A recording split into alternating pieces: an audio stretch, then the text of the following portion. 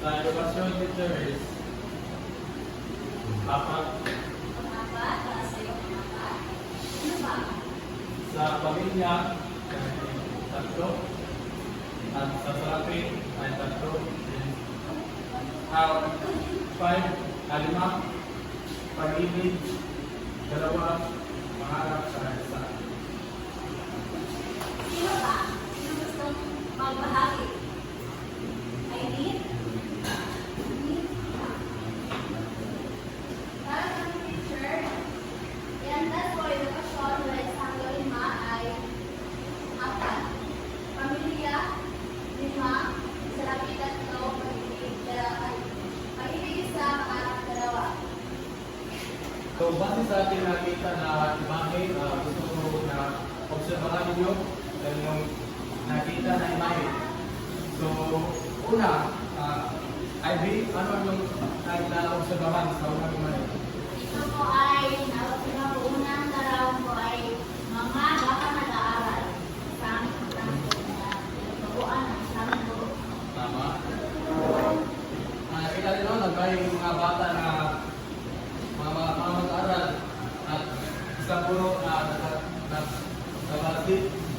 Ikalawa, Sibilo. Sa pangalawang imahe, ay nakita ko ay sa babae na nagbabakuna. Mata. Okay, so pangatlo naman, Sibelita, ano ang iyong obserbahan sa ikatlong imahe? Base sa aking nakita, merong mga sundalo. Maraming sundalo. Okay, so kasap dito.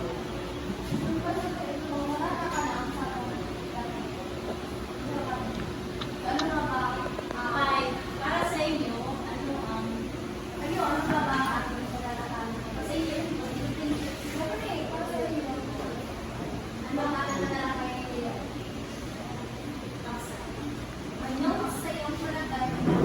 Sa iyong palagay. sa inyong palagay. Sa iyong lagay. Yeah. Sa inyong palagay, ano ang ating sa talakayin ngayon? Sibilo? Pamalaan at sa persong kalupunan ko. Tama. Bigyan natin 5 bagsak si Sibilo. So, nadako tayo sa ating paksa. So, ating paksa ay pamalaan at serbisyong palipunan. So, una, programang pagkalusugan. So, ano ang nasabi niyo sa programang pagkalusugan? Sibelo? Ang gawain ng kagawanan ng kalusugan, ito ay nangunguna sa pamamalala sa pagpapanakang ng mga mamamayan sa bansa ng Pilipinas. Ang pagkakasatong niyang kalihim ay si Manila Yagorot or natawag na Ted Narbosa.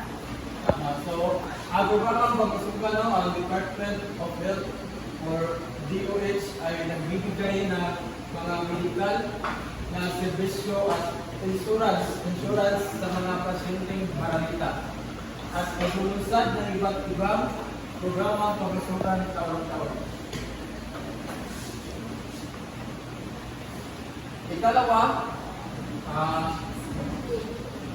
programang pag-edukasyon. So, meron ba kayong na idea kung ano ang programang pag-edukasyon? Flores? Para po sa akin, ito po ay sila po ang nagbibigay ng edukasyon sa mga bata at nagsisiguro na nanatili ang kalidad ng edukasyon sa Pilipinas. Tama. Bigyan 5 bagsak si Flores. Ang programang pag-edukasyon, ang DepEd ay ang namamahala sa edukasyon sa Pilipinas. Then, sa gumi ng DepEd, nabigyan ng edukasyon ang lahat ng mga mag-aaral na Pilipino. Tatlo, ang ikatlo ay ang guli. So, meron ba makapagbigay ng idea kung ano ang guli? Jan? Para sa akin, ang dole ay ito ang nagbibigay servisyo sa ating mga magulang para meron tayong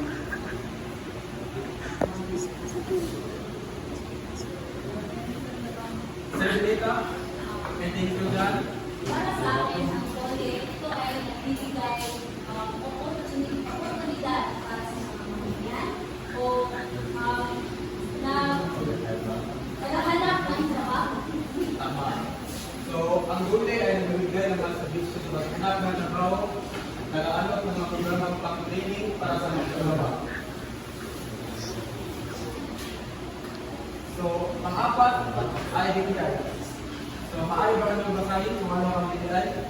Bibigay ang mga servisyo sa negosyo at mamumuhunan sa mga suporta sa mga maliliit na tamang negosyo.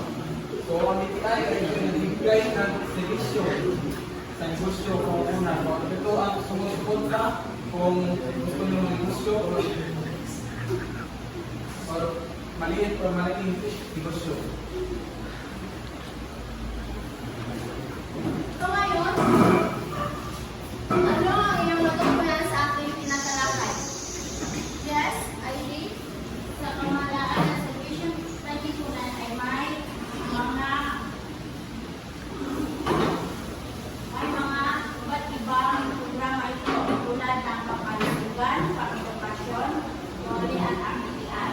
Magaling! So ngayon, meron akong inihandang aktibidad na kung saan ay inyong sasagutan. Meron akong inihandang aktibidad na kung saan ay inyong sasagutan. So, una, ID, pakibasa. Ito ay tumutugon at nagtataguyod sa karapatan ng mga manggagawa. Ang nasagot ko po dito ay dole. Tama ba, dole? Opo. Pangalawa, sino ang gustong sumasagot? Yes, ako. Pakibasa. Sila ang mamamahala sa seguridad at kapayapaan ng bansa. DND or Department of National Defense. Okay, so pangatlo, sino ang gustong sumagot? Yes, Sir Julieta. Ito ay ahensya na namamasiwa sa pag-aaral ng mga kamayang Pang-apat, pakibasa ka kanya. Ito ay isang bibigay sa gusto sa kanya sa mga ng wala Ano ang iyong sagot? Oo nga na, nakuhan ko. Okay, so pang-lima, Adrian, pakibasa. Ito ay ahensyang nagbibigay serbisyo sa mamamayan sa pamamagitan ng pangangalaga sa kalusugan. Ito ang DOH. Okay, magaling. So ngayon, tatapos tayo. Ay bigyan muna ng lahat ng 5 bagsak. So ngayon, dadako tayo sa takdang-aralin na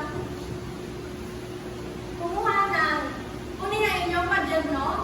Pero bago nyo isulat, pakibasa muna ang panuto.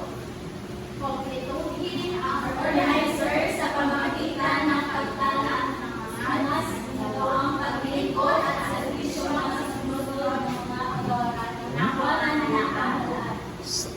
Tapos na ba mga bata? Opo.